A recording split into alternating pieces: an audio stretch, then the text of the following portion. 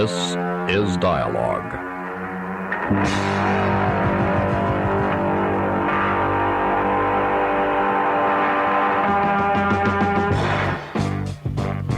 Dialogue, a presentation of the Public Affairs and Special Events Department of KLRB News.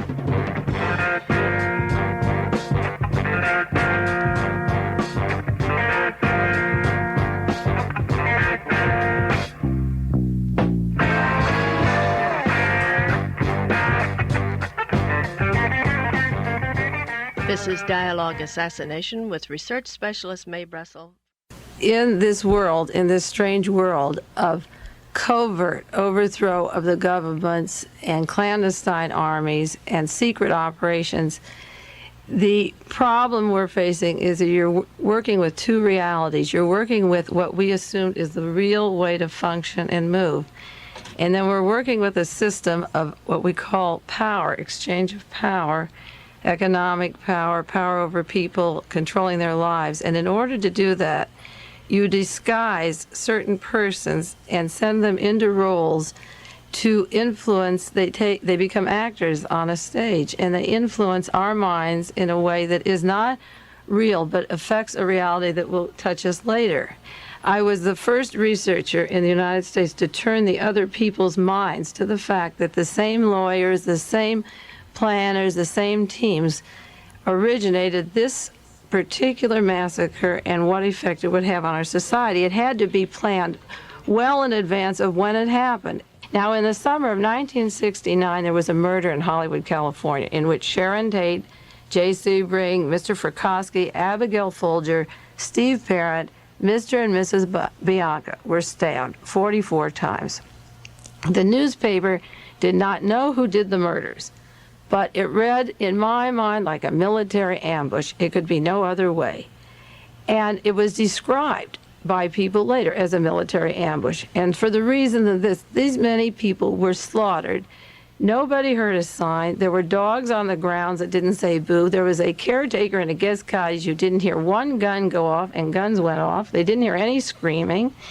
Nobody saw getaway cars. The place was completely destroyed. There was time to put hoods over the people, ropes on their neck, leave signs and symbols that would come down on a particular group of our society. And no, not a dog was killed or barked, and the fellow that lives on the ground said he slept through it. And the telephone poles, they shimmied up the poles, cut the wires, left all this obvious evidence, and split. The police had to go to where the Manson family lived. And what did they find there? They found what the newspaper described in what they called a military-style commune. We must have military-style communes in Vietnam. If a commune is where people all live together and you're military, it's a military commune. But it certainly isn't a hippie commune. But they have to make it a hippie thing. Now, what did they have in the commune? They had shacks with lookout points, they had telescopes, they had walkie-talkies, they had military field telephones, they had collections of knives and shotguns, they had four-wheel drive bicycles. The neighbors turned them in for threatening them. They drove all night and made so much noise. The neighbors said, you know, you keep us awake. And they said, oh, we'll kill you if you don't shut up. They threatened their lives. Now, it's very interesting in my research on the assassination that the very first man to publish an article on the Sharon Tate murder was a man named Ed Butler. He worked for Frawley and formed the original Libertarian Party there. He had an organization that the CIA had set up.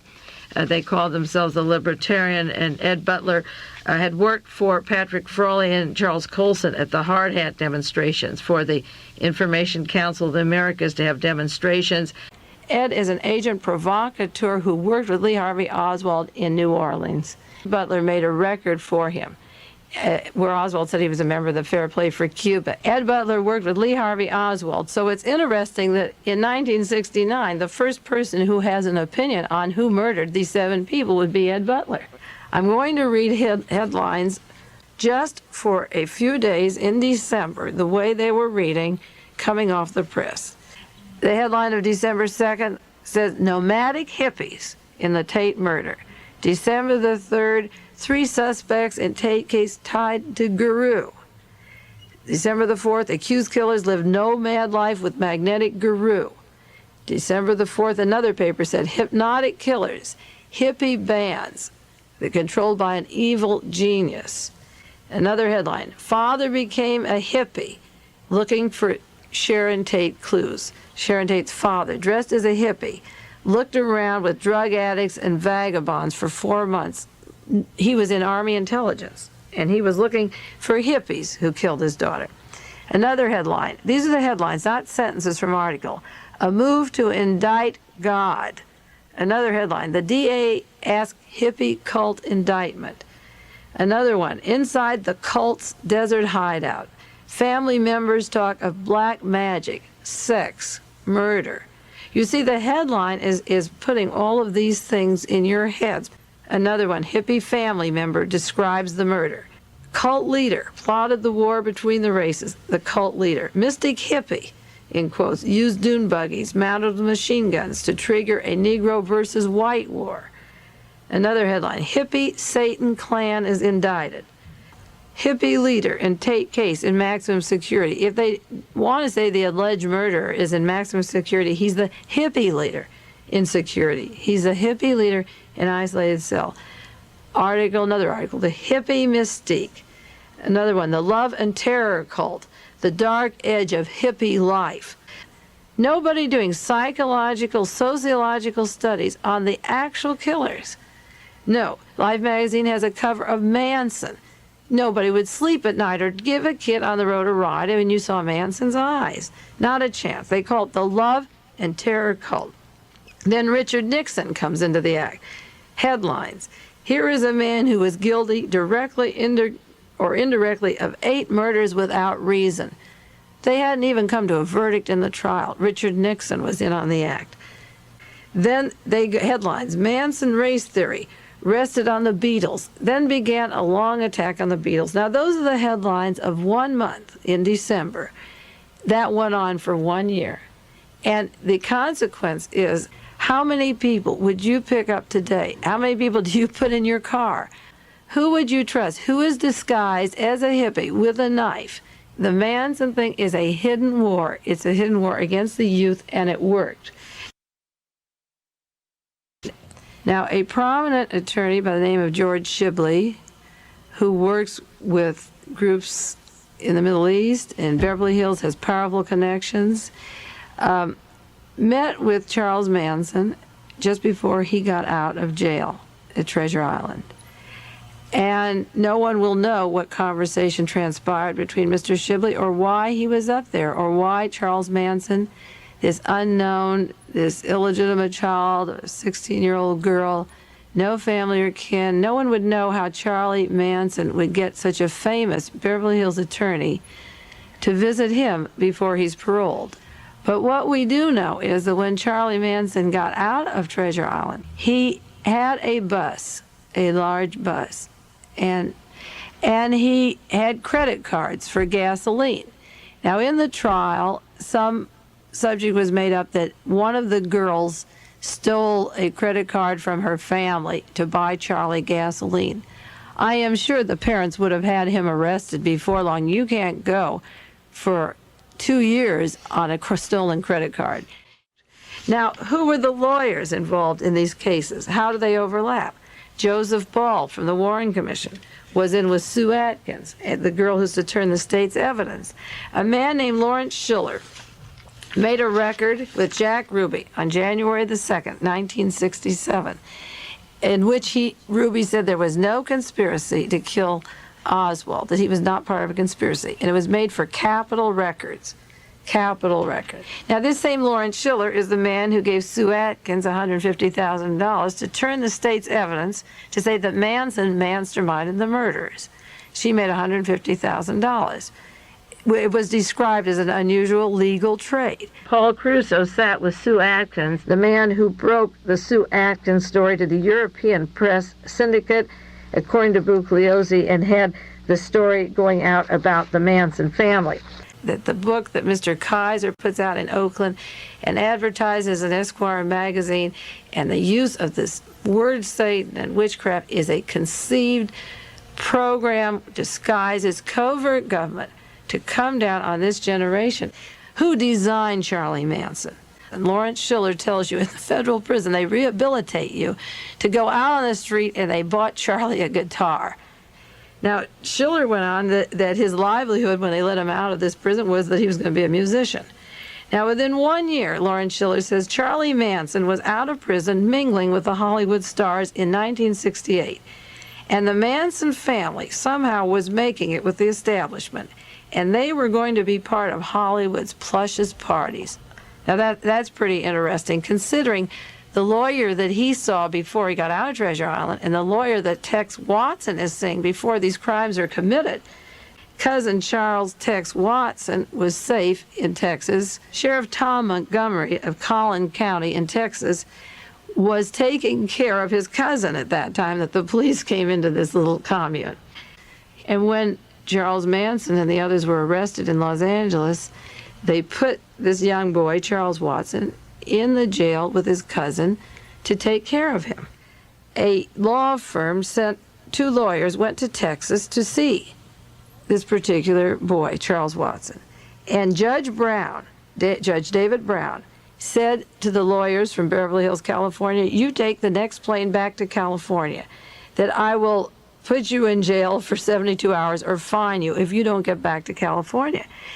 The lawyer that wanted to see Charles Watson was named Mr. DeLoach, and he called a press conference at a Dallas hotel.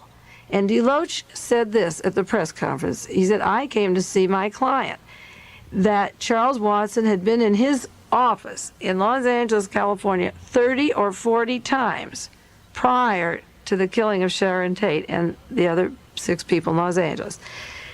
At the jail, to keep Mr. DeLoach from seeing Charles Watson, were 20 Texas highway patrolmen, sheriff's deputies guarding him, and they fought the extradition for 8 months. In the course of the trial, Mr. Watson claims for his defense that Charlie Manson masterminded him, programmed him, that the hippie used magic, a Satan kind of thing, to control him, to use his knife to kill these people. That prior to that time, prior to meeting Manson, he was not involved in any kind of violence or altercation. Now, I've seen no record publicly that Mr. Watson had a traffic violation or any kind of problem, that this 20-year-old boy needed an attorney from the Republican National Committee, Young Republican Committee, 30 to 40 times prior to the time that you're going to kill 7 people. Manson was a protege in prison of Prohibition gangster Alvin Karpis, a member of the evil Ma Barker gang that left 14 victims dead. Alvin, old creepy Karpis, taught Charlie to play the steel guitar and was a general counselor to the young man. It was the guitar that led Sue Atkins, this is the woman later who turned out to be the government agent. She first became infatuated with Charles Manson through this guitar. After 5 years at McNeil Island, several friends of Manson's talked about legal maneuvers by which Charlie got transferred from McNeil Island to Terminal Island and San Pedro, and then shortly was released. Now, I met a man who was a guard at McNeil Island that told me that when Manson was with Alvin Creepy Karpis and he had a guitar, no other person in prison was allowed such favors and such guitars, and that he was singled out to be with this person who later, Alvin, in exchange, got out of the penitentiaries in '69, was sent to Canada and then to Spain to live in exchange for helping set up Charles Manson with his music training and his contacts. In the book The Family by Ed Saunders, that came out in 1971, published by E.P. Dutton, Manson began to study magic and warlockery and hypnotism and astral projection, Masonic lore, Scientology, ego games, subliminal motivation, music, and Rosicrucianism. Now, Ed Sanders, if he'd ever visited any federal penitentiary, would know it'd be impossible to get any book of any of this kind into there.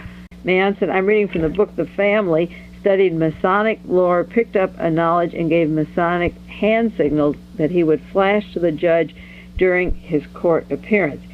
He goes on to say that Charles Manson had what they called the headphone capers. He used the prison radio system and used post-hypnotic suggestion for all the prisoners at McNeil Island Penitentiary. Manson set up a clandestine scheme on the radio station through the headphones, and he'd plant suggestions.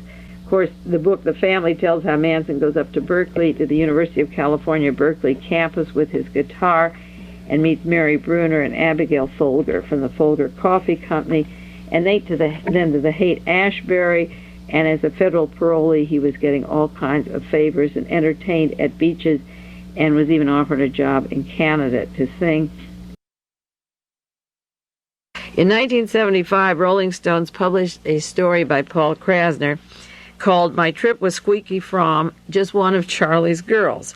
Krasner wrote that Winnan worked in quotes, naval intelligence, and that he was, in quotes, an agent provocateur who posed as a hippie artist and who, in quotes, orchestrated the scenario of violence and witchcraft that led to the killings in Los Angeles at Sharon Tate's home and the killing of Mr. and Mrs. LaBianca. The article says Krasner had 4 sources of information. 1, noted conspiracy theorist Mae Brussell. 2, Louise James. 3, California author Stan Ross, who told Krasner he saw Winnan's name as an informant on a police record, and Sue Atkins of the Manson family. Louise James, a close neighbor, the witness that the New West article says can't substantiate her information, was the next door neighbor of Charles Winans and his family. Now, Louise was not only a next-door neighbor, just happening to watch an interesting family operate. She was the most dynamic political woman on the Monterey Peninsula as an activist. She was in the forefront of the anti-war movement, which was constantly bugged and taped our meetings, and I went to them with her. She opened the GI Coffee House in Seaside for war resistors and helped soldiers get politicized and informed about the war in Vietnam. She published an alternative newspaper here on the peninsula called The Nose, and she wrote articles, and she spoke and organized the Peace and Freedom Party. A family was living in the house next to Louise, and one day the vans came and they just completely moved out, which floored her, and then an army van moved in, a dark green type of khaki van with an identification of some army base, and so a family moved in, but out of the house came these hippies. They were dressed as hippies and for all the world looked like the California variety of 1967 hippie. So we were watching these people, and then in 1969, the murders took place at Sharon Tate's home, August 9th, 1969.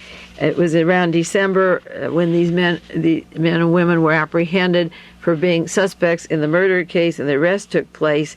And when this happened, Louise James said she recognized some of the women from the Manson family and Charles Watson, specifically over at Charles Wannan's home at her next-door neighbors. That was in 1969, but we both had been having contact with the Winnans, she living 15 feet away, and I socializing with them, making a point to know them and actually liking them, their children, and our children played together. Now, Louise was exposing the Los Angeles Police Department, Ebel Younger, and the reason I talk about Louise James at length is that this woman was active in many, many things, and each one of them would be a reason to silence her. Her publication, The Nose, The Peace and Freedom, The Women's, The Panthers, The Prisoners, the Seeing the Watson gang. Now, the reason I go into her background is that she was totally reliable with appointments. She was precise, helped me with my article, Why Was Martha Mitchell Kidnapped? We were working on it, and all of a sudden, Louise got what it was called a heart attack. And at the time, living at her home was a young woman who came out here from Brandeis University. She moved into Louise's house to help, in quotes, with the women's movement, or the Nose. And Louise has blamed this person, I won't name her on the air, as putting some substance in her water. Now, the similarities to what Louise got in 1972 physically were identical to what my son had in 1967 while I was in New Orleans with Jim Garrison. But they had the similar symptoms. Their memory was gone. They became rigid, catatonic, wasted away, almost starved to death, had similar symptoms. She became a hermit, he became a hermit. They were cut off from their friends, and Marvin was sent down to a hospital in Los Angeles and has recurrent cases. He's in a trauma now. He's been on Dialogue Conspiracy with me. Marvin has flipped out, but Louise flipped out chemically some way because all of her memory and political activity ended. The only person she would see after her mental transition was a man who she accused of being an agent. She accused him publicly and everywhere. That man came around all the time to see her, and that was the only person she trusted after she had the breakdown. And the old friends couldn't get around with her. there was this sudden overnight change. Louise James was a fantastic political person. So when the New West says, or the people in the court try to say that Louise James is not a credible witness, I will go to court in June and tell them exactly what I'm telling you here. This is Preston Guillory. He's a former member of the LA Sheriff's Department, and he just came back from testifying at the penalty phase of the Manson trial. Do you want to tell about some of your experiences with arresting Charles Manson the first time? Manson was on federal parole. There's no reason why he should have been on the street at the time the Tate killings went down. Very simply stated, Manson was on parole from 1967 forward.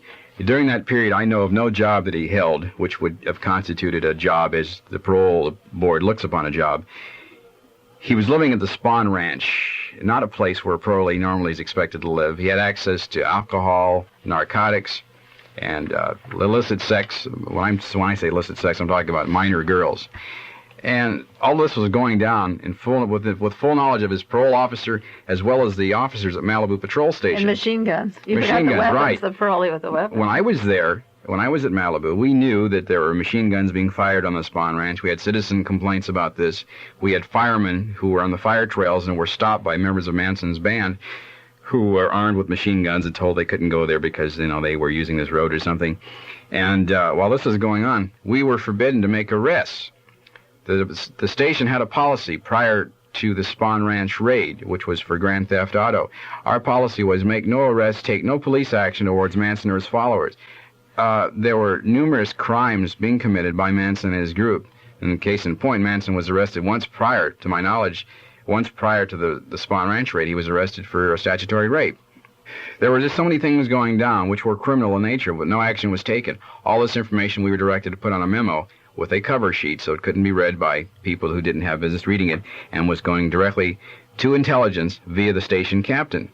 And we don't know what intelligence was doing with all this information, but we do know that the officers in uniform were being used to a certain extent to keep Manson under surveillance. I don't know if Manson was under surveillance by intelligence or not. I can only speculate. My best guess is, you're damn right he was under surveillance. Yeah. If not by our intelligence, by some intelligence. Steve Parent, the young man who was visiting Manson, the caretaker at the Tate residence, was a junior grade burglar and a narcotics dealer. The young man was homosexual for all intents and purposes, and he and Steve Parent were conducting a liaison. Of course, this fellow, the caretaker, was brought in for 3 days and was released, and the circumstances of how he didn't hear any sounds and what he was doing on the ground and the Weimar dogs and all that has never really been investigated. They just hushed that whole thing up. I don't even think he came into the trial thing at all. It was just set that Manson did it. Tell about your arrest of Charlie Manson and how they let him go the first time, when they could have held him. The arrest of Charles Manson at the Spahn Ranch was the biggest circus I've ever been involved in my life. We attacked the Spahn Ranch on a day, Saturday morning at dawn, 1 week after the Tate killings. Our department supposedly had no knowledge at the time of the Tate killings and Manson's involvement in the killings. We had 102 deputies. Now, the entire strike force consisted of all of the SEB, Special Enforcement Bureau deputies from L.A. County, plus most of the men from Malibu. And 2 helicopters and about 35 to 40 radio cars, and I thought we were taking Iwo Jima, to be quite frank. I was waiting to put up a flag. But we got in there and we started kicking doors down. We had a search warrant for grand theft auto.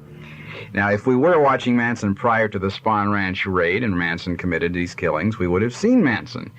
Okay. And if we weren't watching him prior to the raid, how did we justify getting the search warrant and making the raid? And the helicopters and... Yeah, everything seems to cancel everything else out in this discussion of what Manson was about and what our intelligence was about. I don't think Irving Kinerick, Manson's attorney, has been able to gain access to the Intelligence Bureau's reports on Manson. And I personally feel that the surveillance of Manson was not just a local thing. Chris, what do you do with this kind of handling? If Kinerick can't get the memos of Manson before the crime was committed, and if he's a political patsy, why can't he put the responsibility on the people who had foreknowledge of Manson. Why can't the trial be called off if they can't produce that? When I went down to testify at Manson's trial last week, when I was in court, I was noticing, first of all, there were only two deputies, bailiffs in the court after I was searched outside prior to coming in. I was a surprise witness. No one knew who I was. But as soon as the deputies found out I was a former member of their own department, the phones were all lit. And within the space of 5 minutes, this courtroom was suddenly filled with an excess of 8 to 10 officers, all of the tax squad, SEB, all armed, all with mace, all with their batons.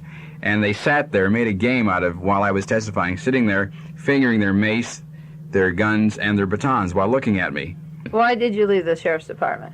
What was the thing that made you leave? I left because I contacted a radio station in Los Angeles, KLAC, which at the time was a news station. And I told them about the cover-up of the Spawn Ranch raid. And what bothered you about it? Well, the fact that I noticed too much information being suppressed for political gain and for prestige. And you didn't even know they were involved with the Sharon Tate thing at the time? I knew this. I made this disclosure the day that the Sharon Tate, the Manson arrest was announced by the L.A. Police Department. So I had a feeling that the whole thing was being used politically by the sheriff and by the district attorney. We're being lied to on a day-to-day basis.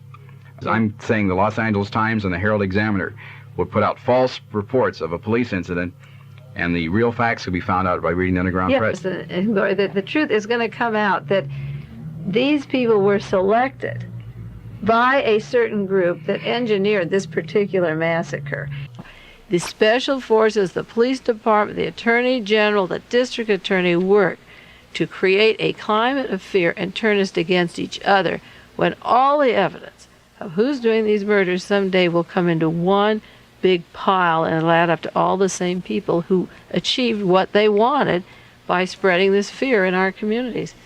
That's it for today. We'll see you again next week. Thank you, Preston Guillory. Thank you, Mae.